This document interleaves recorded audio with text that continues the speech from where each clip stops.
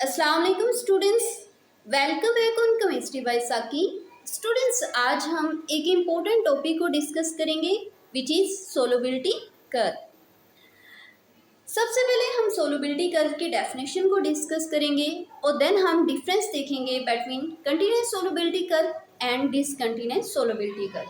Students, ये आपसे as a short question के तौर पे पूछा जाता है, डिफाइन सोलबिलिटी कर्व या व्हाट इज सोलबिलिटी कर्व या right a note on solubility curve, या सेपरेट आपसे पूछा जाता है give the types of solubility curve, या टाइप्स को अलग अलग पूछा जाता है डिफाइन सोलबिलिटी कर्व एंड या डिफाइन डिसकंटिन्यूस सोलबिलिटी कर्व। अब स्टूडेंट्स, सबसे पहले हम डेफिनेशन को डिस्कस करेंगे और देन हम टाइप्स ऑफ सोलबिलिटी कर्व को डिस्कस करेंगे।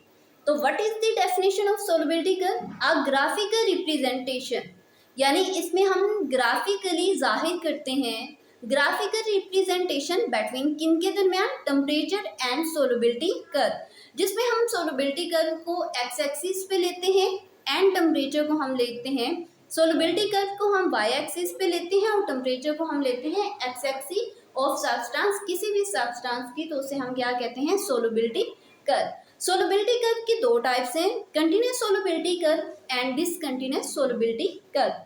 What is continuous solubility curve? A smooth curve and does not show any sharp weak points.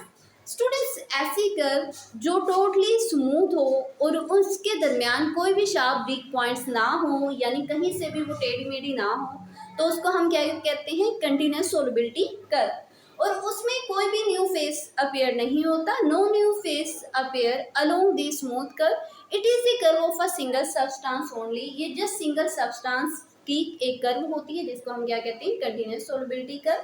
अगर इसकी एग्जांपल हम देखें, सोलबिलिटी कर्व ऑफ NaNO3 या KCl, जिसमें हम टेम्परेचर को लेंगे एक्स एक्सिस पे, सोलबिलिटी को लेंगे वाई एक्सिस पे और कर्व ड्रा करेंगे बिटवीन NaNO3 एंड KCl की, तो इसकी कर्व हम देखेंगे कि वो टोटली क्या है, कंटिन्यूस सोलबिलिटी कर्व है, उसमें कोई भी शार्प वीक पॉइंट्स नहीं है।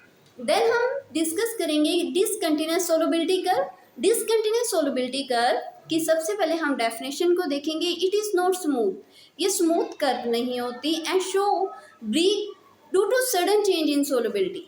अब स्टूडेंट्स, ये स्मूथ नहीं होती और इसमें सडन ब्रेक आता है, किस वजह से, अगर सोलबिलिटी में कोई भी सडन जो है वो चेंजिंग हो, और इसमें जाहिर बात है सडन चेंजिंग की वजह से कोई भी न्यू फेस अपीयर हो सकता है। It is a combination of two or more continuous solubility curve, ये दो या दो से ज़्यादा जो कंटिन्यूस सोलबिलिटी कर्व का हमने ये देखा कि वो बिल्कुल कंटिन्यूस होती है, यानी स्ट्रेट फॉर्म में होती है।